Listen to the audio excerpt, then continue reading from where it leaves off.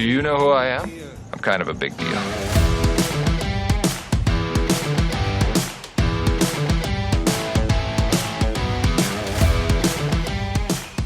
Hello there. Welcome inside another edition. It is the Bmore Baseball Podcast. I'm Jerry Coleman. He's the 14-year MLB veteran, the Orioles Hall of Famer. It's Mike Bordick. And every week, Bordy, you know we're producing brand new content on X, Facebook, Instagram, and of course, YouTube. Subscribe to us at YouTube. Show us the evidence. You qualify for a $50 Lido Pizza gift card. We're running low on those, but do give them out every week if you show us the evidence. And where can you find us? Bmore Sports Pod is the place, the one-stop shop. At Bmore Sports Pod on all those platforms. Today, episode number 34, we're going to be joined by former Oriole Jeff Conine. Bordy and I also discuss the Orioles' pursuit of more veterans and our managerial managers. That's kind of repetitive. Our managers, in essence, being marginalized by the nerds out there. But let's begin with our featured guest. He's sponsored by Pappas Seafood. From crab cakes to seafood classics, they'll deliver straight to your door. 4 locations in the Baltimore area, plus nationwide shipping. Order today by going to pappascrabcakes.com. That's pappascrabcakes.com. We welcome in Jeff Conine. I told folks that we're going to be having you on, and the first question I got, what's Jeff Conine up to these days? So tell us. Well, first off, if I'm sponsored by crab cakes, am I going to see any of my doorstep anytime soon? Hey, yeah. I miss my Baltimore crab cakes. Come on now. Pappas. What I've been doing is back working with the Marlins after a little bit of a 5-year hiatus, special assistant to the owner, which means I have no responsibility whatsoever. And it's the greatest job in the world.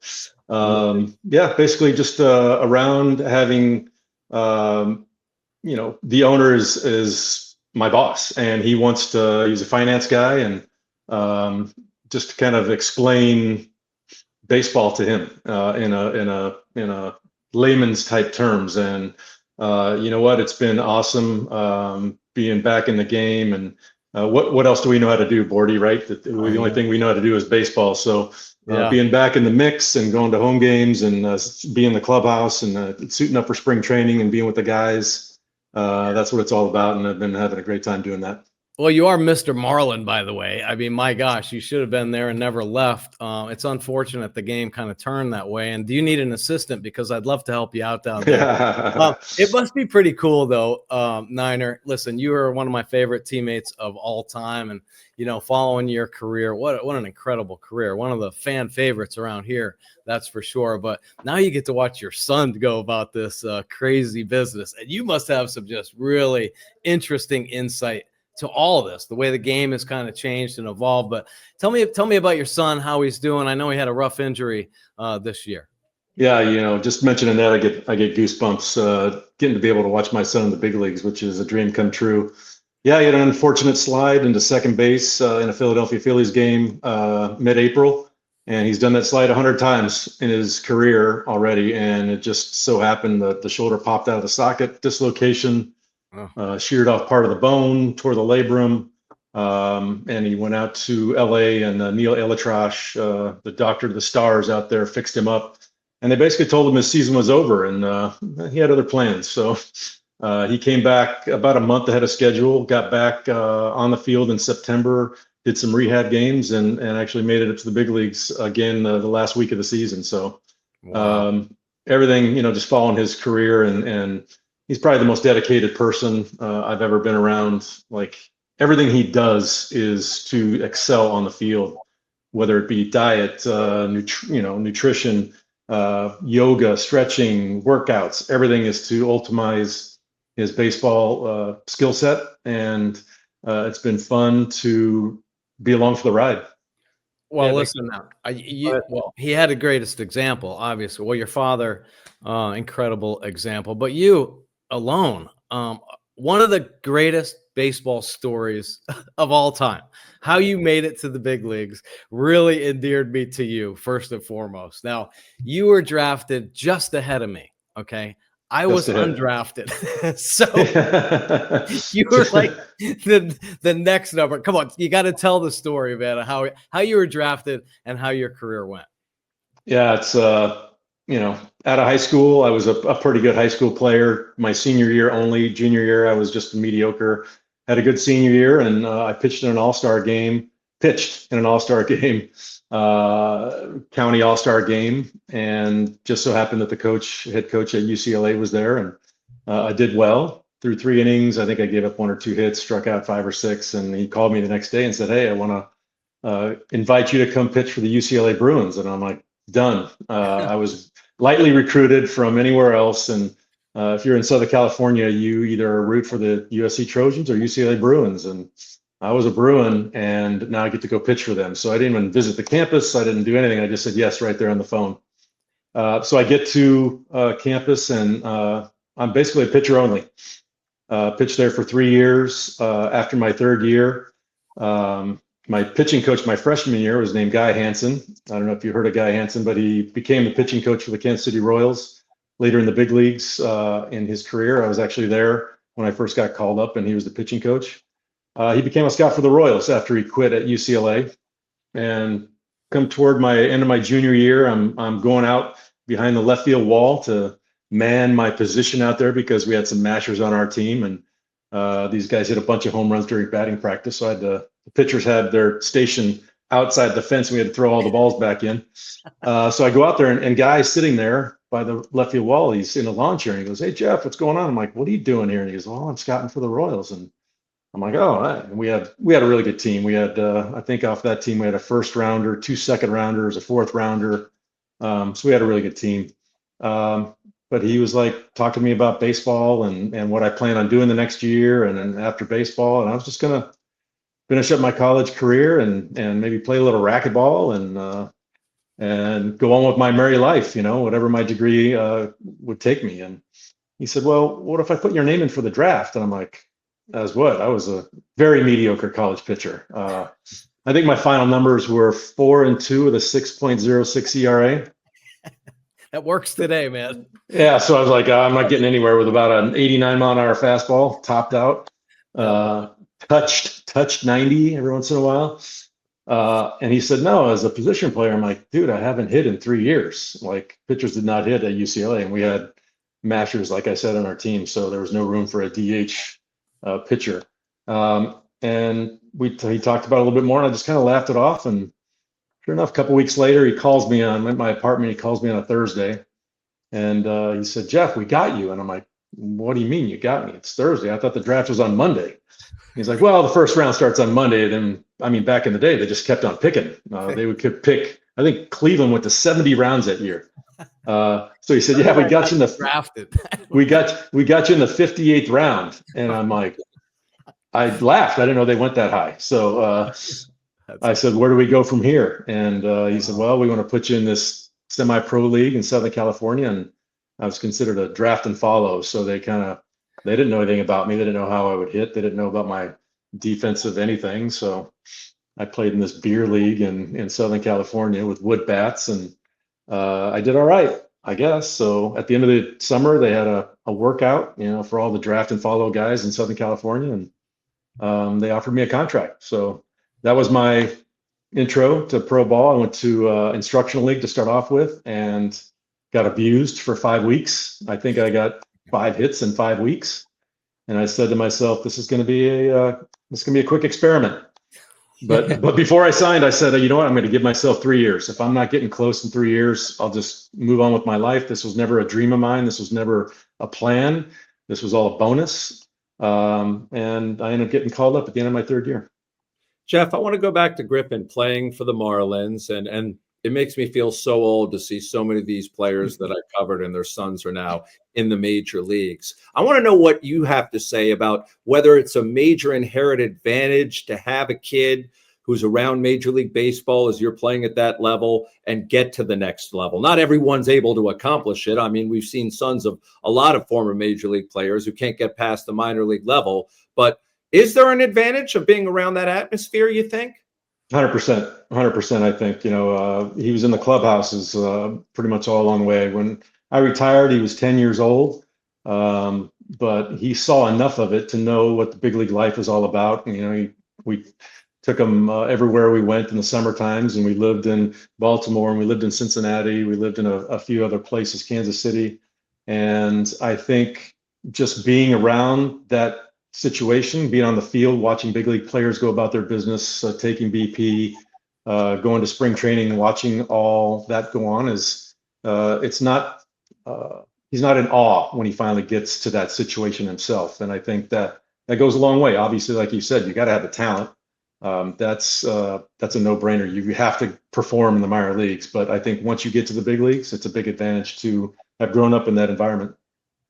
Yeah, no doubt about it. Well, you have incredible work ethic. I want to just touch on your numbers. I know Jerry jumped back to your son, but I want to keep staying on you, man, because you are an amazing professional baseball player. Your numbers just are incredible, impeccable, you, right? 2-time All-Star, couple World Series with the Marlins. Look there at we those are, buddies. dudes, I was man. the bat boy. I was the bat boy on that team. It's father and son. And you had what? Did you have over 200 home runs or close?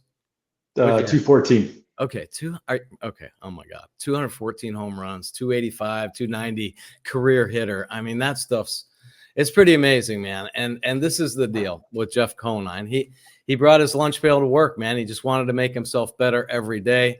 A couple quick stories about Jeff Conine. One of the things I love the most, he was so passionate that he was the greatest snapper. I thought BJ Surhoff, but we called him the Angry Man, thought he was a great snapper, but nobody snapped like Jeff Conine. And a snap is if you strike out or a big situation happens and you don't come through for your team and you just feel really bad. And then you take it out on either a door or a window or a bat or a helmet, whatever you can. And it was always kind of fun for me. I had a little sideways smile, and Niner, I think, hated the fact I'm glad I could entertain you. I'm glad I can entertain you. That was a story. What was the best smash job you ever witnessed? Well, a lot of times it's when I'm on the dugout and I'm just kind of watching his reaction, and you can tell because his body gets a little bit stiff. His lower lip might get a little bit tight.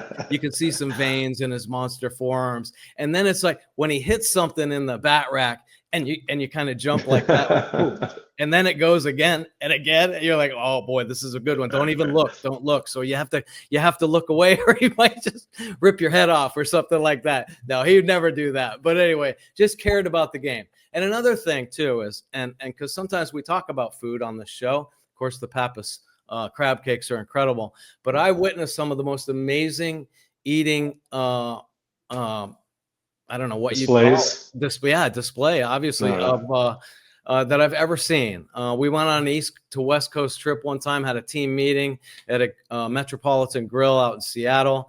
And East Coast to West Coast, there's some drinking obviously involved, and we eat on the plane and stuff like that. Niner calls the team meeting, and he literally sits down. He says, I want the biggest steak you have. And I feel like it was a 54 to 60 ounce steak they had at the Metropolitan Grill. And I bet him $100, man, because I was big money back then. $100 that he couldn't eat it. And not only did he eat it, now this is the kicker, Jerry. When the waitress came over, he said, I'd like the chocolate cake for dessert. And I looked and I was like shaking my head. I was like, what? And she started to walk away and he goes, a la mode, please. A big smile on his face. The man could eat. The man could eat. It was a 50 ounce T-bone. Yeah. It was a 50 ounce T-bone. And I remember sitting right next to you. I tell this story all the time and you're like, man, there ain't no way you're going to eat that. And we're having a good time. We're drinking, having appetizers. And he's like, dude, what are you doing, man? You got a freaking roast coming in. I'm like, no, man, I think I can do it. I think I can do it. Little did Bordy know that I'd already crushed like 3 48-ounce porterhouses at other steakhouses around the country. So I knew. And then when I ordered the cake, he said he'd been had. He said, I've been had, man. Here's your $100. He crumpled it up and threw it at me. He was a ringer. But he did pay. He did pay. No doubt. Is there a favorite steakhouse for you on the road that was a go-to all the time when you were in that city? Well, that one, there's another story at Burns Steakhouse in Tampa that was that's probably my favorite. My favorite restaurant probably in America. That one, and that was probably my favorite story of all time. Yeah, he did it again, Jerry. Yeah, 64-ouncer. I won't be doing that. I get most of my stuff to go, even though they don't do carry out. I order a few things and then wrap the rest up because I can't finish what they serve at Burns. Once I get through the soup and the appetizer, I'm full. But nonetheless, I mean, that's the premier steakhouse for me. Absolutely. Phenomenal. Absolutely phenomenal. Yeah. There was a quick story on the snapping thing. When I first came to Baltimore, you guys, I got traded 3 days before the start of spring training. And you guys were in Cuba playing the Cuban national team. So I was like, I didn't know anybody. And our first road trip, we go to Minnesota, and Richie Bancells and Brian Ebel were sitting, that circle that you could sit, the two chairs by the on deck circle, but you couldn't really see the dugout.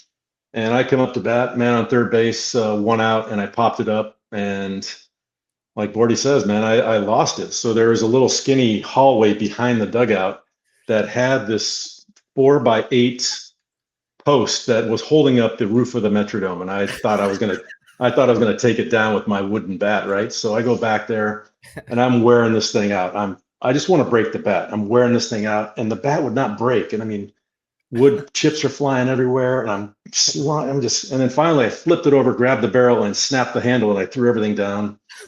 And I went in the dugout, and everyone's like looking at me like, "Wow, this guy's psycho." So little unbeknownst to me, Brian Ebel and Rich Bancells they leaned back and they were watching the whole thing, and they didn't know me. I just got into the team, and they're watching me just take this thing apart. And the next day he comes up to me, and I had sheared off a piece of the bat that had my Louisville Slugger, my model number, and my signature on it. Just one grain had sheared off. And Richie Bancells, he goes, hey Niner, I really wanted to give you this yesterday, but I thought you might stab me with it. And it was almost like a nameplate, and I'm like, oh my God, dude, that's amazing. I said, listen, once I'm done, I'm done. I mean, I had to get it out of my system. And then when I got to the field, it was over. And he's like, really? He said, it didn't seem like it. I'm like, no, trust me. So from that moment on, I would do my thing. I'd go to the field, and I'd see Richie and Brian stand up, and they'd go check out the damage. And when they came back, they would give me like, oh, that was a good one, or that was not worth it, or no, terrible effort, So they would rate my snaps after that. Is there a nickname out there you prefer? We've heard Mr. Marlin, we've heard Niner. I don't know what your wife or kids call you. Niner. I mean, that's, people in baseball, we never get called by our first names. And when people call me Jeff, it's like, that's weird to me.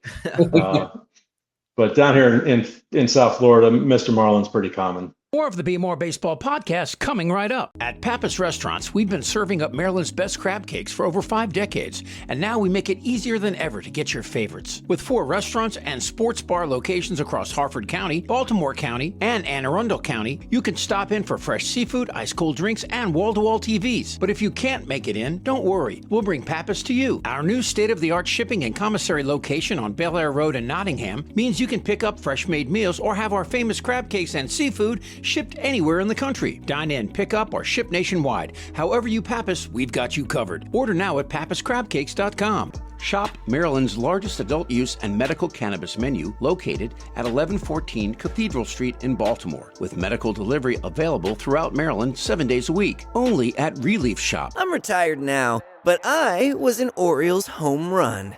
Grand slam, actually. Took a sweet ride right into the flag court, and it was awesome. Could be awesome for you too. If you play Home Run Riches from the Maryland Lottery, you could win instantly, or be a contestant of the game and win $500 for being selected, $500 for every Orioles home run, and $5,000 for every Grand Slam. Sounds like a ball if you ask me. Enter all season at mdlottery.com. In a city where passion runs deep, on the stage and on the field, Baltimore knows how to bring the heat. Whether it's a game-winning home run or a breathtaking violin solo, this town plays to win. The Baltimore Chamber Orchestra champions the creative soul of our city with bold performances of classically captivating music. Join the team that brings precision, power, and heart to every performance. Learn more and get your season tickets now at thebco.org. All right, I got to bring this up because I thought you were known as having a dry sense of humor. You would pull pranks on occasion. There was one prank that stands out for me. This has got to be 20 years ago. I call it the pine tar incident. Had nothing to do with George Brett, but it was during batting practice. And I remember Cal and Brady were around somewhere, and we were just BSing. And you said, hey, Coleman, do me a favor. Hold this bat. So graciously, I held the bat. What I didn't realize is you had loaded the handle with pine tar.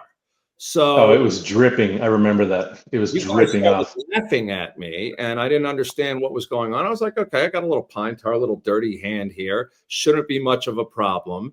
And I think you said, just go wash it off. Shouldn't be an issue. And I was in that dugout bathroom with the soap and the water, the hot water, going for about 15, 20 minutes, scrubbing away, making no progress whatsoever, hearing the laughter outside the bathroom.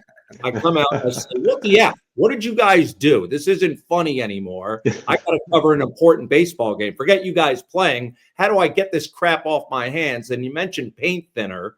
And then I would say close to 45 minutes later, my hands were finally clean. That was cruel. Nice. Well done.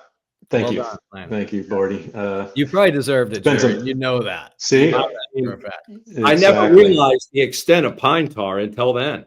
Oh, that stuff is nasty stuff. That's why batting gloves, all right? It was just a terrible thing to do to a fellow human being. At the time, I thought it was appropriate, I think. It probably was.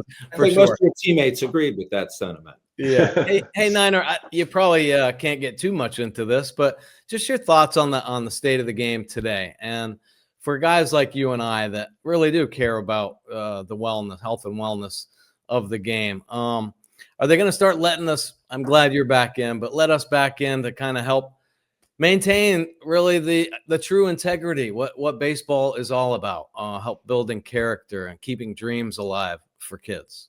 Yeah, I get this question a lot, and I'm sure you do too. And it's a change that has happened, and I think it's out of our reach now because it happens at a youth level.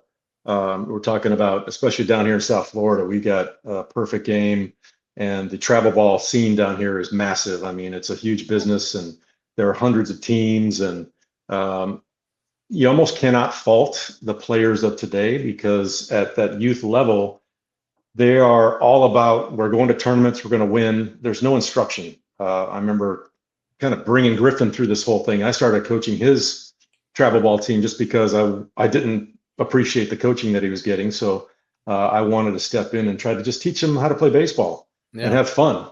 And it seems like all the time I would have kids that I would recruit, we'd have tryouts, and I'd recruit kids to be on the team, and eventually they'd leave to go to another team that had a better chance of winning tournaments or something like that. And, after a while I started recruiting parents, not the kids, because I wanted a good group of people around that really wanted to play good baseball and have fun. And we got a good group that stayed around for a couple of years, but nowadays they're just not instructed to do that. It's all about the radar gun. It's all about how fast you can run, how hard you can throw, how far you can hit it. Not really about baseball IQ stuff like you're talking about. And I 100% believe that there's a place for analytics and data and information. And I think there just needs to be a hybrid model that really combines the two. When we were brought up knowing that in a tight game and in the 8th inning, if you're tied and you got a guy on second base and you're coming up to plate, you try to get him over any way you can, and have confidence in your teammate to get that guy in to be the go-ahead run. They're not taught that anymore. It's all about exit velocity, and their WAR goes down if they hit a ground ball to second base to do their job to get that guy over. So maybe we can create analytics that rewards a guy for doing that, instead of hitting a line drive to left field and that guy's still sent on second base and you didn't really do anything with a productive out. Maybe we can create a set of analytics that rewards being a great teammate and having an impact on a game and winning, because I don't know, it just seems like we're not teaching them how to win a baseball game collectively as a team. We're teaching them how to hit it hard. We're teaching them how to throw it hard. But like you said, the efficiencies of good base running and good defense and knowing where to throw the ball on when you're a cutoff man, when you're in the outfield, there's so many intricacies of this game that go untaught that I think would be a big boost to just the overall health of the game if we could kind of integrate the two. Yeah, all right, no, I agree. Well said. Yep. And final question for you from me, Jeff. We're down to the final four with baseball. You got the Mariners and the Blue Jays over in the American League. Of course, the Dodgers are back, but you also have the Brewers as well. And I mean, you got three teams that aren't among the highest payrolls in baseball. Very refreshing, though, to see like the Mariners back in the picture and the Blue Jays after decades of being away. This is good for baseball. Absolutely. And I think you're seeing what I was just talking about in those lower payroll teams. I think they play a better brand of baseball. They play fundamentally more sound. And we saw that on display last year in the World Series. I mean, you look at the LA Dodgers, they've got a $350 million plus payroll, but they know how to play the game of baseball as well. We got Mookie Betts, Freddie Freeman, a couple of my favorite baseball players to watch because they go at it the right way. They really know how to play the game the way it's supposed to be played. And it was evident last year. They were so much better fundamental team than the Yankees were. I think that was thrust in the national spotlight for sure. So I love seeing these. I love, Seattle and Milwaukee have never won a World Series vying for that title. And, I don't really have a favorite team other than the one my son's on and the Marlins, obviously, especially since he's there. But I'm always for the underdog. So I'd love to see, I know the networks aren't hoping this, but a Mariners Brewers World Series would be fantastic. It really would. And I gotta mention this. Bordy's one of my favorite teammates of all time, and everybody asks me, rank your top 5 teammates, and he's always right at the top. And the season you had in 2001 was just such a remarkable defensive season that will go. I mean, in my mind, how you didn't win the Gold Glove that year is just an absolute crime. Yeah. And when I throw those stats out to people, and they're just incredulous that you made one friggin' error that entire year. You broke major league records across the board for errorless games and chances handled and all this stuff. And you didn't win the Gold Glove. I thought that was a travesty. We agree. Well, thanks for saying that. You were my first baseman too. Oh my God, dude. Oh, yeah. Here we are. We're at a game tying, right? This is the game he's going to tie the record for most consecutive errorless games. I think it was in Anaheim. And there's a ball, double play ball, and no, it wasn't double play, but he's in the hole. He throws one to me, and it's going to be a tough pick. This thing is it's right on the edge of the grass and the dirt, and it was early in the game, so that I didn't know if it was going to slide, if it was going to pop up. So I went out there and I just swept as long and as straight as I could, and it snow coned in the top of my glove. And I'm like, holy crap, man, are you kidding me?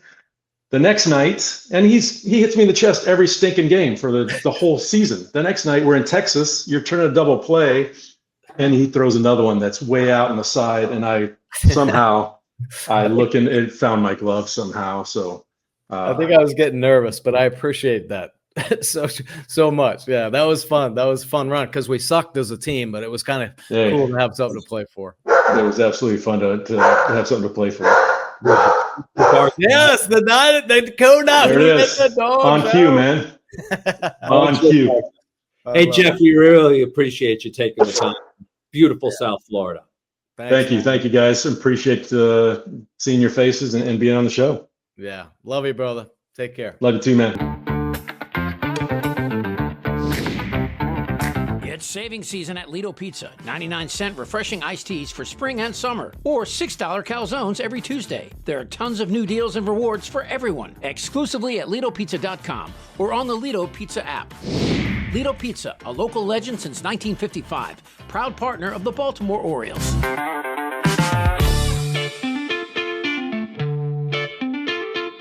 For years, we were told to say no, but Verano is rewriting that story with award-winning flower, vapes, edibles, concentrates, and topicals for every kind of vibe. Shop smart with Savvy, treat yourself with Encore chocolates, relax with an Avexia bath soak, or keep it light with Bits gummies. Want something premium? Grab Essence pre-rolls or a Reserve 8th. Verano makes premium cannabis for all. Find out for yourself. Head to one of our original sponsors, Relief Shop in Baltimore on Cathedral Avenue, and mention Bmore Verano for an exclusive deal. That's Bmore Verano. This ad and products are intended for legal consumers 21 and over. Everyone knows Greenmount Station in Hampstead, but did you know that at Greenmount Station you can bet 7 days a week just like you're at the track? With in-person teller windows and state-of-the-art touchscreen kiosks. And with Greenmount Station's brand new Bet Park Sportsbook, you can bet on all other sports as well, wherever you are in Maryland. Spreads, money lines, live bets, props, parlays, and teasers. The Bet Parks Maryland mobile app is now live for Apple and Android devices, so you'll never miss your next big score. Just search for BetParks MD in the Apple App Store or on Google Play. 21 and over only. Please play responsibly. For help, call 1-800-GAMBLER. Effective Solutions, your one-stop shop for commercial contracting. Everything from excavation and site development to emergency remediation and restoration. Effective Solutions specializes in many forms of commercial and mixed-use construction. With a dedicated staff and a commitment to quality, Effective Solutions delivers every time. All right, let's move along on to For the Birds. It's sponsored by the Maryland Lottery. Bordy, playing the Maryland Lottery responsibly means knowing what's true and what's not about your favorite games. Learn the facts and the myths at mdlottery.com. That's mdlottery.com. And as always, please play responsibly. So watching the championship series, you notice these teams alive have a nice mix of young players and veterans. And so when it comes to the Orioles, Bordy, the question is, do they need to add some more veteran players in the offseason after trading guys away like Ramon Laureano and even Ryan O'Hearn, who was a bigger presence in that club? Yeah.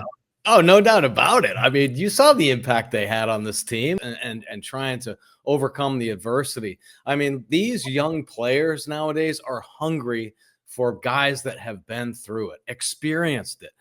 That's all they talk about. When Mabry came in, you know, as a coach to help out, they were like, oh, wow, we just love the fact that he's been through it. He understands the game. So when you get a player that's got, 6 to 8 years, I mean, the guys just swarm around them. They want all the knowledge they can possibly have. And isn't it crazy? Don't you think the analytic people would see that and understand that these baseball guys need to be around experienced baseball guys? It drives us crazy. I know that's for sure.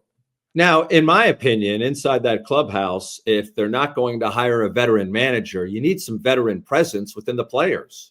No doubt about it. Listen, every really good manager, and we've talked about this before, guys like Buck Showalter, guys like Tony La Russa, who we've had on this podcast, they talk about the leaders of the clubhouse. Buck Showalter in particular, when he was a young manager with the New York Yankees, who did he bond with? Well, a young player that came up with him named Don Mattingly. Yeah, Donnie Baseball gave him credibility in the clubhouse. And Donnie Baseball policed that clubhouse as the team captain. What a great partner Buck Showalter had.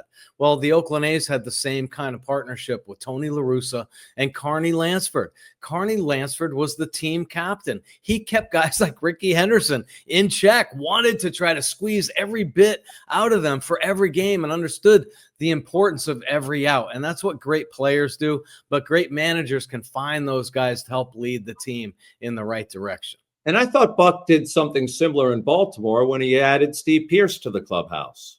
No doubt about it. Now, listen, well, Steve Pearce, super utility, just a great, he's a dog of a player. I think that is the term they use nowadays for somebody that would do anything for the manager and anything for the team when it comes to winning.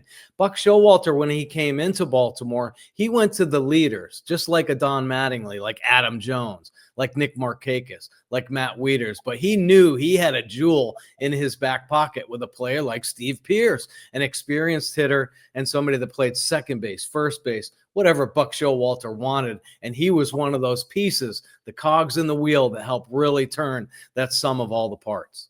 All right, let's keep the podcast rolling, Bordy. Next up, it's Beyond Baltimore, a national and sometimes international perspective. We'll keep it in the States this time. All brought to you by Relief Shop, Baltimore's best adult use and medical cannabis dispensary with 700 plus unique menu items and home delivery available exclusively for medical patients, courtesy of Relief Shop. They're right there in the heart of Baltimore City on Cathedral Street. So I wanted to ask you, are major league managers now being marginalized by the nerds? They are the face of the franchise. They're the voice of the franchise. Yet they've been neutralized by the front office. Just for instance, the Tigers pulling Tarek Skubal in a win-it-all playoff situation, a Game 5. The guy got near 100 pitches, and God forbid he gets over that number.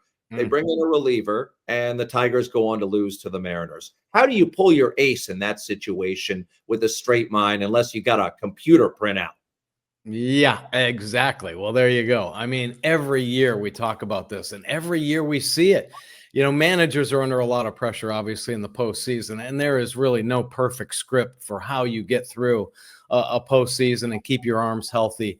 But I do think they pull the trigger way too soon, especially on their horses. I mean, a guy like Scooble, are you kidding me? It was just the start before, or maybe the one before that, where he threw 114, 119 pitches to get through a ball game. Why not let that horse keep going? Now, this is the postseason. This is where he shines. This is where you let them go. And we've heard managers, some collectively, talk about that. We protect him all season. So in the postseason, we let this dog run, man. Let the horses go. And Scooble is the horse. Scooble would have pitched 15 innings and would have gone down in history if he had to. He would have done that. That's the type of competitor he is. And that's what baseball fans want to see. Push to the limit. See the little extra that they have. Make legends out of them. Not limited by a number, under 100 pitches, or, oh my gosh, this mythical number of 100 that we've talked about now for years. Whoever came up with that, it's beyond me. But when they get close to it, they think, oh no, we got to get them out of there. They're starting to make their adjustments. Not when you have an ace like Scooble that's popping 100 miles an hour up and in with a nasty changeup down and away. Good luck trying to hit that. Good luck trying to make an adjustment that fourth, fifth time through the lineup. He's been dominant all season long. Like I said, let those guys go. Inexplicable, but college football coaches now earn more than major league managers, NBA coaches, heck, NFL coaches, of course. Dodgers manager Dave Roberts right now, along with Craig Counsell of the Cubs, the highest paid managers at $8 million a year. Sounds like a lot of money, except when you look at what the NFL coaches are making, sometimes twice that in college football coaches. But also the price of inflation isn't reflective. 15 years ago, Joe Torre was the highest paid manager at $7.5 million a year. So it's only gone up by $500,000 15 years later. Yeah, it's pretty sad, isn't it? Yeah, the manager at the big league level has gotten so diluted because of the numbers. Now they're more of like an office worker. They're just pushing papers around. Are you kidding me? What our game has come to? I mean, when analytics take over baseball, you are now no longer a baseball person. You're a corporate paper pusher. That's what a big league manager is now. It's ridiculous to me. The game is all about dealing with humans and how to get the most out of them. Not most velocity and bat speed, but the most athletic potential, and teach them how to work together as a team. That's what this game is about. That's what all sports are about. And that's what managers and head coaches try to do. Pick guys up and let them work together. Are we all pulling the same way on the rope? Do you know where to throw the baseball? Do you know how to field the baseball cleanly? Do you understand the importance of every out on the field and the detail of every inch? Big league managers nowadays, there are some that are going to take offense to this, don't understand the detail of the game when it comes to situational baseball and the importance of inches when it comes to winning, fair or foul, whether you hit the base on the inside part or not. Just the little detail, the little things that make a winning team or a losing team. They don't pay attention to that. They look at the back of a card and try to make a determination just on a percentage. That isn't the game. That isn't baseball. That is not sport. That isn't what it's all about. And it's unfortunately become very cold. The leaders nowadays are leaders of men that push guys through. Go ahead, take your analytics, show them what they might need to do to make them better. But as far as when you get out on the field, I will teach you how to be the best you can and how to work every day and overcome these adversities. Analytics don't teach you that. This is instinctual stuff. This is the art of the game. This is the beauty of the game. Bring back the old school manager and baseball will change. I'm telling you, for the better. All right, Bordy, we move along. It's time for our What's Up, Doc segment with Dr. Michael Jacobs, former Orioles team doctor. And Doc, welcome back in. It seems like a high number of players are missing significant time in baseball and also football for calf and hamstring strains. Now, can you elaborate on the need for the treatment of these injuries and why are players missing multiple weeks of time? I think muscle strains are underappreciated. People kind of blow them off of, well, I've had one, what's the big deal? But muscles are complex structures that have two ends where they attach to the bone called tendons. And everybody knows if you rupture your Achilles tendon, it's a big deal. And that's when the tendon rips out of the bone. But the muscle itself is the red meaty part. And your calf muscle, your quadriceps, your hamstrings are really a combination of several muscles.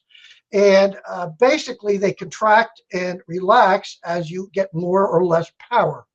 And what happens is, particularly in today's world where people are pushing velocity, they're pushing strength, everybody's pushing these to the end, and they have an elasticity just like your elbow ligament does.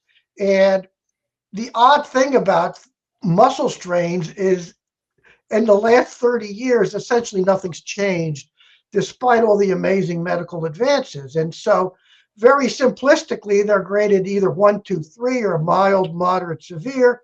Obviously, a severe tear is when you completely rip it in half and there's no continuity. Players can play with that, and we've had a speed player who recovered from that because your quad or your hamstring has several parts. So if one tears, you can still play. But obviously, if that happens, you really can't do much. In the operating room, if you try to sew muscle back together, it's like putting sutures in wet spaghetti. It just doesn't hold. If you have a mild strain, which is where you just tear a few fibers, players do come back from that. And of course, moderate's in the middle. But the problem is the treatment hasn't changed. There's a number of acronyms. RICE is the most common, which is rest, ice, compression, elevation. But basically, your body has to heal it. We've tried, there have been studies of squirting cortisone in there. It didn't help at all, particularly since cortisone can make things heal slower. People have squirted other substances, PRP in there. Not only has that not been proven to be helpful, but there's a significant study where when that was squirted in, it sometimes made a bone form and made things worse. And the only thing that's really changed is the MRI tube. And it doesn't change how you treat it, but the MRI can give you a feel for how bad the injury is and give you a better timeline for when he might be back. But what happens is you can never wait for the MRI to get back to normal because that takes forever. So it's just like 30 years ago or 50 years ago. The player gets the basic treatments, his body heals it. When he feels better, your training staff works with it, but the players always come back before they're completely healed. And then you're at the mercy of wet infield, wet grass. And if you don't take extra special care, you can re-injure it, and then it can be worse than the original injury. So in today's world where I think there's more focus on injuries, where agents are involved in a positive way, frankly, where players have big contracts, teams have big investments, I think as opposed to the old days where they'd let players push themselves back quicker, people are taking more time to try to prevent the re-injury. But I've had minor league players who missed a whole season with a calf injury because every time they felt better, they came back, and then they kept re-injuring it. And so you just have to give it time. Patience is something neither the fans, the players, nor the managers have, but it's still something that surgery doesn't help. And it's really player to player, and you have to be careful. And the position you play obviously dictates how much stress you can play. If you got a speed position or your shortstop where you have a lot of quick turns, you're going to have to give it time. If you're DHing, you might be able to hit a home run like Freddie Freeman did. So it's like that old Chinese proverb in terms of the treatment. Everything changes and nothing changes. Doc, appreciate the medical input. That was very informative. Also want to thank our loyal sponsors, especially the ones that have stuck with us since day one, like Pappas Seafood, and Jeff Conine is looking forward to those crab cakes. At Pappas Restaurants, we've been serving up Maryland's best crab cakes for over 5 decades, and now we make it easier than ever to get your favorites. With 4 restaurants and sports bar locations across Harford County, Baltimore County, and Anne Arundel County, you can stop in for fresh seafood, ice-cold drinks, and wall-to-wall TVs. But if you can't make it in, don't worry. We'll bring Pappas to you. Our new state-of-the-art shipping and commissary location on Bel Air Road in Nottingham means you can pick up fresh-made meals or have our famous crab cakes and seafood shipped anywhere in the country. Dine in, pick up, or ship nationwide. However you Pappas, we've got you covered. Order now at pappascrabcakes.com. For years, we were told to say no, but Verano is rewriting that story with award-winning flour, vapes, edibles, concentrates, and topicals for every kind of vibe. Shop smart with Savvy. Treat yourself with Encore chocolates. Relax with an Avexia bath soak. Or keep it light with Bits gummies. Want something premium? Grab Essence pre-rolls or a Reserve 8th. Verano makes premium cannabis for all. Find out for yourself. Head to one of our original sponsors, Relief Shop in Baltimore on Cathedral Avenue, and mention Bmore Verano for an exclusive deal. That's Bmore Verano. This ad and products are intended for legal consumers 21 and over. I'm retired now, but I was an Orioles home run. Grand slam, actually. Took a sweet ride right into the flag court, and it was awesome. Could be awesome for you, too. If you play Home Run Riches from the Maryland Lottery, you could win instantly, or be a contestant of the game and win $500 for being selected, $500 for every Orioles home run, and $5,000 for every Grand Slam. Sounds like a ball, if you ask me. Enter all season at mdlottery.com. It's saving season at Lido Pizza. 99-cent refreshing iced teas for spring and summer. Or $6 calzones every Tuesday. There are tons of new deals and rewards for everyone. Exclusively at LidoPizza.com or on the Lido Pizza app. Lido Pizza, a local legend since 1955. Proud partner of the Baltimore Orioles.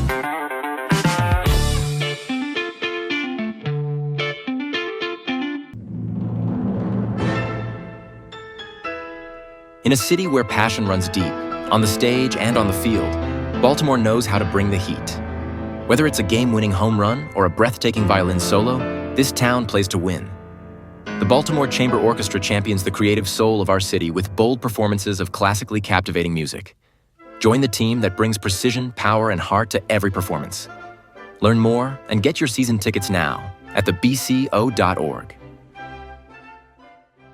Everyone knows Greenmount Station in Hampstead, but did you know that at Greenmount Station you can bet 7 days a week just like you're at the track? With in-person teller windows and state-of-the-art touchscreen kiosks. And with Greenmount Station's brand new Bet Park Sportsbook, you can bet on all other sports as well, wherever you are in Maryland. Spreads, money lines, live bets, props, parlays, and teasers. The Bet Parks Maryland mobile app is now live for Apple and Android devices, so you'll never miss your next big score. Just search for Bet Parks MD in the Apple App Store or on Google Play. 21 and over only. Please play responsibly. For help, call 1-800-GAMBLER.